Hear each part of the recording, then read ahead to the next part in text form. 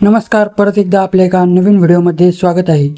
आजच्या व्हिडिओमध्ये आपण इंस्टाग्रामवर सध्या ट्रेंडिंग असणारा सिनेमॅटिक लोगो अगदी सोप्या पद्धतीने कसा तयार करायचा हे बघणार आहोत।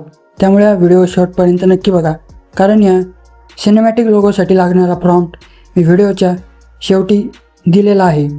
चला तर मग व्हिडिओला सुरुवात करूया।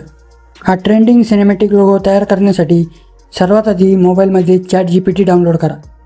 ChatGPT डाउनलोड झाल्यानंतर ते ओपन करा। आता स्क्रीनवर तुम्हाला जो प्रॉम्प्ट दिसत आहे तो कॉपी करा आणि ChatGPTमध्ये पेस्ट करा। प्रॉम्प्ट पेस्ट केल्यानंतर त्यामध्ये तुम्हाला तुमच्या यूट्यूब चॅनलचे किंवा इंस्टाग्राम पेजचे युजर नेम ॲड करायचे आहे। युजर नेम टाकल्यानंतर एकदा प्रॉम्प्ट व्यवस्थित चेक करा आणि त्यानंतर सेंड बटनावर क्लिक करा। आणि आता थोड्याच वेळात ChatGPT आपल्याला एक जबरदस्त सिनेमॅटिक लोगो तयार करून देईल। आता तुम्ही स्क्रीनवर बघू शकता आपला लोगो तयार झालेला आहे।